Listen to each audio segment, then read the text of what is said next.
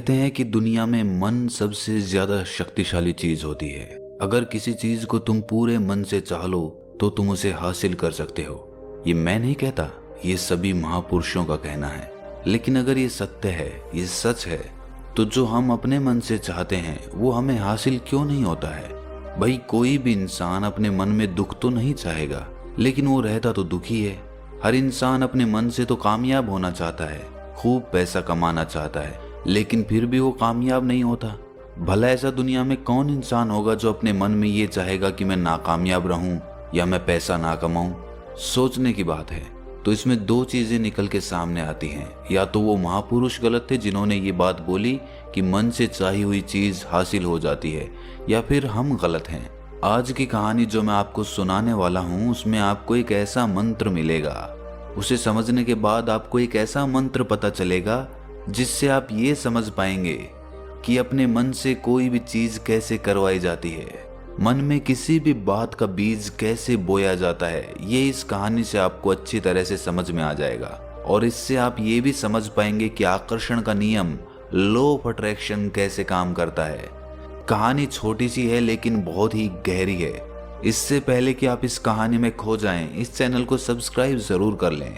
तो चलिए कहानी शुरू करते हैं। एक बार की बात है, एक आदमी के जीवन में सिर्फ दुख ही दुख थे। वो जो भी काम करता उस बेचारे का वो काम पूरा ही नहीं होता। घर में आता तो घर में कलेश बना रहता, किसी से कोई मदद मांगता तो कोई उसकी मदद नहीं करता। ऐसा लगता था कि चारों ओर से दुखों का पहाड़ उसी पर टूट पड़ा है। उसे समझ नहीं आ रहा था कि मैं इन दुखों से पार कैसे पाऊं। वो दिन रात यही सोचता रहता कि अपने दुखों से छुटकारा कैसे पाना है। इसी कारण से वो रात में सो भी नहीं पाता था। उसकी आंखों के नीचे बड़े बड़े काले घेरे बन गए थे, जो इस बात का प्रतीक थे कि वो आदमी कितना दुखी है और कितना चिंतित है। कभी कभी तो उसके मन में आत्महत्या करने के भी ख्याल आते थे, लेकिन अपने परिवार की चिंता करके वो ये कदम नहीं उठा पाता था। वो इतना दुखी हो गया कि उसने निर्णय किया कि वो इन दुखों से छुटकारा पाके रहेगा। इसके लिए चाहे उसे कितनी भी मेहनत करनी पड़े, कुछ भी करना पड़े, चाहे अंगारों पे चलना पड़े, लेकिन इन दुखों से छुटकारा हासिल करके रहेगा। ऐसे ही एक दिन उसने अपने मित्र से पूछा कि मैं अपने जीवन को कैसे सुधारूं। उसके मित्र ने उसे बताया कि तुम किसी बाबा के पास जाओ। बाबाओं के पास ऐसा मंत्र होता है जिससे सारे दुख मिट जाते हैं, जीवन खुशियों से भर जाता है और धन संपदा भी हासिल हो जाती है।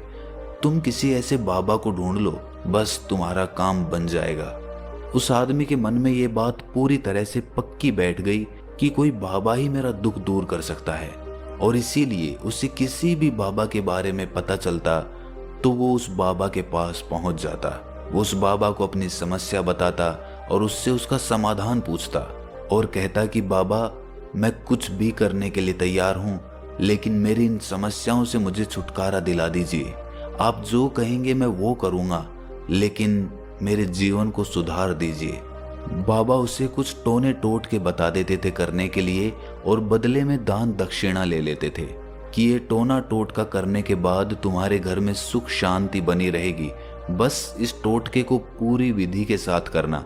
वो आदमी घर लौटकर पूरी विधि के साथ टोने टोटके करने लगा, लेकिन बहुत टोने टोटके करने के बाद भी उसके जीवन में कुछ बदलाव नहीं आया। इसके विपरीत उसका जीवन और ज्यादा दुखी हो गया। जो भी बाबा उसे टोना टोटका देता था वो बदले में उससे दान दक्षिणा लेता था, जिससे उसका धन भी धीरे धीरे खत्म हो रहा था। इससे उसके जीवन में दुख और ज्यादा बढ़ गए। तब उसे लगा कि बाबाओं के पास जाने से तो मेरे जीवन में दुख कम होने की बजाय बढ़ते ही जा रहे हैं, तो मुझे क्या करना चाहिए?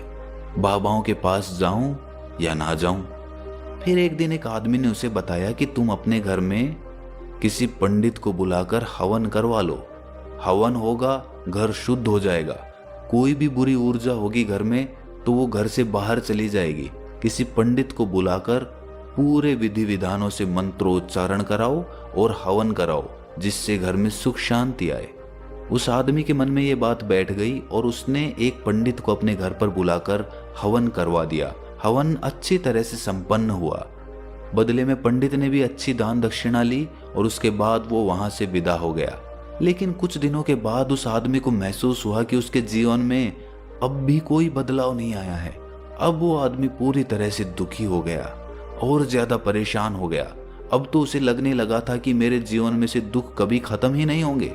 और यही सोच सोच कर उस आदमी का बुरा हाल हो गया था।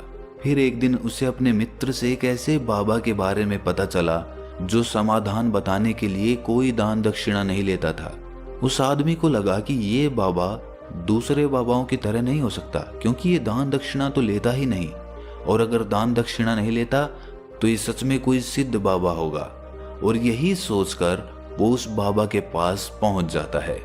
जब वो आदमी वहां पर पहुंचता है तो वो बाबा ध्यान में बैठे हुए थे। ये देखकर वो आदमी वहीं पर चुपचाप बैठकर ध्यान से बाहर आने का उनका इंतजार करने लगा। थोड़ी देर बाद बाबा ने आंखें खोली तो सामने एक दुखी और परेशान युवक को बैठे देखा। वो उसकी आंखों के नीचे काले घेरे देखते ही समझ गया कि ये आदमी अपने जीवन से कितना परेशान है। उसे संबोधित करते हुए बाबा ने पूछा कि बच्चा, क्या चाहते हो? बाबा के पास क्या लेने आए हो? उस आदमी ने कहा कि बाबा, मैं अपने जीवन से बहुत परेशान हूं। मैंने इन दुखों को दूर करने के लिए बहुत सारे रास्ते अपनाए। हर वो तरकीब करके देखी जो किसी बाबा ने मुझे बताई। हर वो काम किया जो किसी भी इंसान ने मुझसे करने को कहा, लेकिन मेरे जीवन में दुखों में कोई कमी नहीं आई। बाबा, इसके विपरीत मेरे जीवन में दुखों में बढ़ोतरी हो गई। मुझे समझ नहीं आ रहा है कि मैं क्या करूं। कभी कभी तो मैं आत्महत्या करने की सोचता हूं, लेकिन अपने परिवार की सोचकर मैं ये कदम नहीं उठा पाता। मैंने आपके बारे में बहुत सुना है बाबा, और मैं बहुत उम्मीद के साथ आपके पास आया हूं। कृपया करके मुझे कोई ऐसा मार्ग बताएं जिससे मुझे अपने दुखों से छुटकारा मिल जाए। मैं अपने दुखों से छुटकारा पाने के लिए कुछ भी करने को तैयार हूं। आप मुझे कोई भी रास्ता बताएं, चाहे वो रास्ता कितना भी कठिन क्यों ना हो, मैं उसको पार करके रहूंगा। बाबा ने महसूस किया कि आदमी तो सच में बहुत परेशान है। बाबा ने उसकी बात सुनकर कहा कि बच्चा, दुखों को दूर करने के लिए मंत्र ऐसे ही नहीं मिलते। मंत्र पाने के लिए कुछ करना पड़ता है। तुम कुछ कर सकते हो?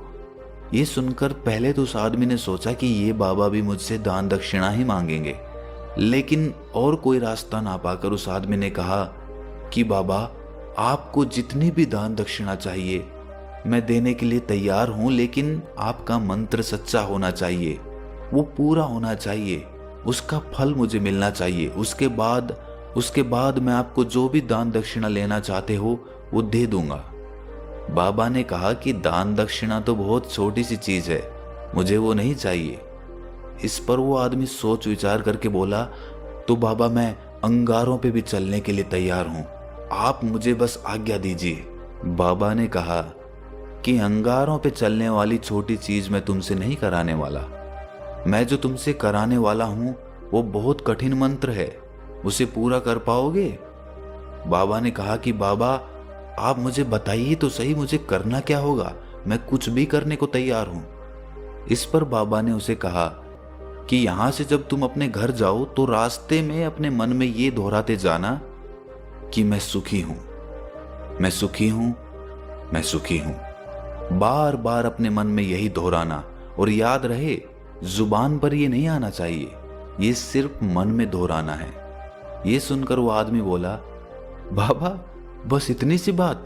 ये तो मैं चुटकी बजा के कर लूंगा, लेकिन इससे होगा क्या?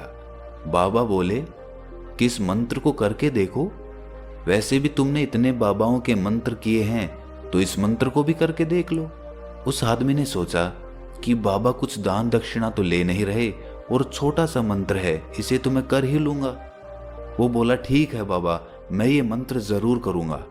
वो आदमी ये कहकर वहां से उठकर चलने लगा, लेकिन जैसे ही वो चलने लगा, पीछे से बाबा ने बोला कि बच्चा, एक बात याद रखना, जब तुम ये मंत्र अपने मन में दोहराओ तो तुम्हारे मन में बंदर के विचार नहीं आने चाहिए, बंदर का ख्याल भी नहीं आना चाहिए, तो ही ये मंत्र सिद्ध होगा। वो आदमी बोला, मुझे तो आज तक बंदर का कोई विचार नहीं आया, तो अब क्यों आएगा? आप चिंता मत करिए बाबा, मैं बस मन में यही दोहराऊंगा कि मैं सुखी हूं, मैं सुखी हूं। इसके अलावा बंदर का कोई विचार मेरे मन में नहीं आएगा। ये कहकर वो आदमी वहां से चल दिया। वो अपने मन में मैं सुखी हूं, मैं सुखी हूं ये दोहराता हुआ थोड़ी दूर ही चला था कि उसके मन में अचानक बंदर का ख्याल आ गया। बंदर का ख्याल एक बार आया और चला भी गया, लेकिन उस आदमी ने सोचा कि आज तक तो मुझे बंदर का कोई विचार नहीं आया, ये आज बंदर का विचार क्यों आ गया। और ऐसे करके उसने उस बंदर के विचार को पकड़ लिया। वो ये भूल गया कि मुझे क्या मंत्र दोहराना है और वो बंदर के बारे में सोचने लगा। जब थोड़ी देर बाद उसे फिर से होश आया तो वो फिर से अपना वही मंत्र दोहराने लगा जो बाबा ने उसे बताया था, मैं सुखी हूं, मैं सुखी हूं। लेकिन अचानक से उसे सामने एक बंदर दिखाई दिया और ये देखकर उसके मन में फिर से बंदर का विचार उठ गया और वो अपने अंदर से इस विचार को बाहर फेंकना चाहता था। वो चाहता था कि मेरे अंदर किसी भी तरह बंदर का विचार ना आए, लेकिन उसे तो सामने बंदर ही दिखाई दे गया। ऐसे ही जद्दोजहद करते करते वो घर पे पहुंचा और घर पे पहुंचने के बाद अपनी पत्नी को कहा कि हे बंदरिया, मुझे खाने में बंदर परोस दो। और जब उसे एहसास हुआ कि उसने क्या बोल दिया तो वो अपने बाल नोचने लगा। वो दीवारों में सर मारने लगा कि आज तक मुझे बंदर का कोई विचार नहीं आया और आज मुझे ये क्या हो गया है कि मुझे हर जगह बंदर ही बंदर नजर आ रहे हैं, ये कैसी माया है। यही सोच सोच कर वो आदमी रात भर सो नहीं पाया। रात भर करवटें बदलता रहा और सुबह उठकर सीधे उसी बाबा के पास पहुंच गया और उसके चरणों में गिरकर कहा कि बाबा, पता नहीं क्या चमत्कार हो रहा है, आज तक मुझे बंदर का कोई विचार नहीं आया, लेकिन कल से जब से आपने मुझसे कहा कि बंदर का विचार नहीं आना चाहिए, तब से मुझे हर जगह बंदर ही बंदर नजर आ रहे हैं। उस आदमी ने कहा कि बाबा, मुझे तो आपके पीछे पेड़ पर बैठा हुआ बंदर भी केले खाता हुआ दिखाई दे रहा है, ये हो क्या रहा है बाबा। ये सुनकर बाबा हंसने लगे। बच्चा, मन का जाल एक ऐसा जाल है जिसे समझ पाना इतना आसान नहीं है।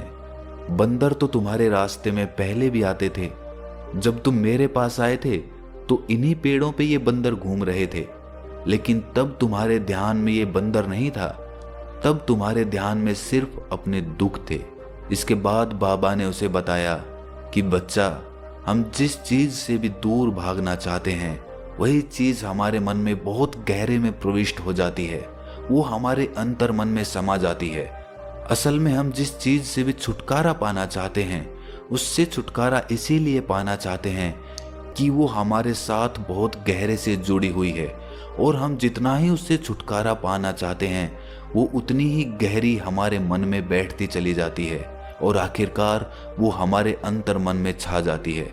ऊपर से तो हम चाहते हैं सुखी होना कि मैं सुखी हूँ, सुखी हूँ, हमारे होंठ भी यही बोलते रहते हैं, लेकिन हमारे मन में दुख समाये होते हैं। हमारे विचारों में, हमारे मन में हमें दुख ही दुख दिखाई देते हैं। इसीलिए अपनी जुबान से बार बार ये बोलने से कि मैं सुखी हूँ, मैं सुखी हूँ, हम सुखी नहीं होंगे जब तक ये मंत्र हमारे अंतर मन में प्रविष्ट नहीं होगा। इस पर उस आदमी ने पूछा कि बाबा, लेकिन ये मंत्र हमारे अंतर मन में प्रविष्ट कैसे होगा। ये सुनकर बाबा ने कहा कि बच्चा, अपने दुखों से लड़ना बंद कर दो। जब तक तुम अपने दुखों को दूर करने की सोचते रहोगे तब तक वो दुख तुमसे चिपके रहेंगे, तब तक वो दुख तुम्हारे अंतर मन पर अपना राज जमाए बैठे रहेंगे। और जिस दिन तुम उन दुखों के बारे में सोचना ही छोड़ दोगे, उन दुखों से छुटकारा ही नहीं पाना चाहोगे, उसी दिन से तुम्हारी जिंदगी से दुख गायब हो जाएंगे। क्योंकि किसी भी चीज से छुटकारा पाने के लिए हमें उस चीज के बारे में सोचना पड़ता है, और हम जितना ही उस चीज के बारे में सोचते हैं वो उतनी ही गहरी हमारे मन में प्रविष्ट होती चली जाती है।